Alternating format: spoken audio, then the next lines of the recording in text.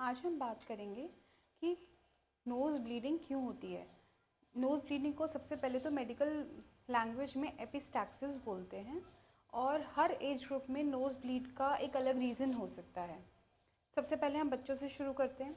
बच्चों में allergy, dryness of nose, mouth और हाँ, अगर बच्चा मुंह से सांस लेता है, नाक में पॉलिप है, एडेनॉइड्स हैं, कुछ भी हो और ड्राइनेस है तो डेफिनेटली हो सकता है। बहुत ज़्यादा नेबुलाइजेशन अगर उसकी होती है, उसकी वजह से भी नोज़ ब्लीड हमने देखी है कि होती है, बिकॉज जो ये पूरा ट्रैक्ट है वो ड्राई हो जाता है और उसमें फिर वो क्रस्ट फॉर्मेशन हो जाता है, जिसकी वजह से जब वो क्रस्ट हटता है तो नोज़ ब्लीड होती है। एक तरीका ये है नोज़ ब्लीड। हाँ, बच्चों में मेल चाइल्ड में हीमोफीलिया मतलब क्लॉटिंग फैक्टर का होना ना होना एक वजह और हो सकती है। ब्लीडिंग डिसऑर्डर्स अलग तरीके के जो कि बड़ों में भी और बच्चों दोनों में पाए जाते हैं, जैसे कि वॉन विलब्रेंट डिजीज़। टेक्निकली नहीं जाते हैं बट अगर नोज़ ब्लीड हो रही है तो बच्चों में ये सारे रीज़न हैं, जिसमें कि मोस्ट कॉमन जैसे कि मैंने बताया कि एलर्जी है। अब आ जाइए एडल्ट्स पे। एडल्ट्स में most common is blood pressure.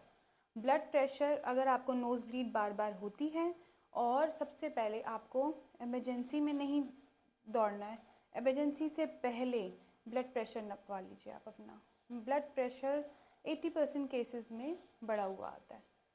अगर ब्लड प्रेशर बढ़ा हुआ है तो definitely it is nose bleed की रिस्पॉन्सिबिलिटी ब्लड प्रेशर पे।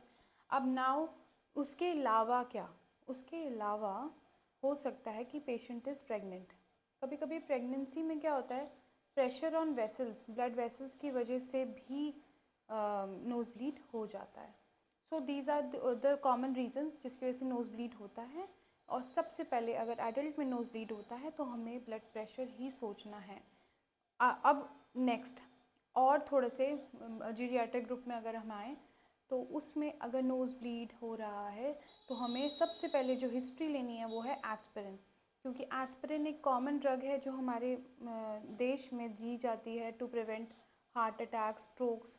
तो एस्पिरिन ऐसा तो नहीं कि बहुत ज़्यादा जा रही है, उसका जो डोज़ है वो ज़्यादा जा रहा हो जिसकी वजह से इंटरनली ब्लीड कर रहा है। अभी नोज़ ब्लीड है तो दिख भी रहा है, बट हो सकता है कभी कभी कि नोज़ ब्लीड तो दिख गई बट इंटरनल ब्लीड नहीं भी दिखी, so it can be fatal. So take the history of aspirin, take the history of warfarin, take the history of blood pressure, hypertension, ऐसा तो नहीं कि ब्लड प्रेशर है, स्मोकिंग की हिस्ट्री है, बहुत ही ज़्यादा क्रॉनिक स्ट्रेस रहता है। इस तरीके की सारी हिस्ट्री लेने के बाद you can diagnose what is the cause of nose bleed and then कौन से डॉक्टर के पास जाना चाहिए। ईएनटी सर्जन के पास जाना चाहिए सबसे। वहाँ उस फ़ायदा क्या है, जनरल फिजिशियन भी आपको दे तो सकते हैं चीज़ें, पर ईएनटी के पास जाने का ये है कि आपका ये जो लोकल एग्जामिनेशन है वो हो जाएगा कि कॉज जो है वो नाक के इस पैसेज में है या फिर इंटरनल कॉज है। जैसे कि ब्लड प्रेशर में नोज़ में कोई फाइंडिंग नहीं मिलेगी तो हम ब्लड प्रेशर की तरफ बाकी ऑर्गेनिक कॉजेस हो सकते हैं। बट अगर यहीं पे कोई फाइंडिंग है जैसे कि पॉलिप है या फिर कोई ट्रॉमा हुआ है या फिर ड्राइनेस ऑफ नोज़ है, then at least we can exclude कि ठीक है नेज़ल पैसेज का प्रॉब्लम है। So this is how we approach the case of nose bleed.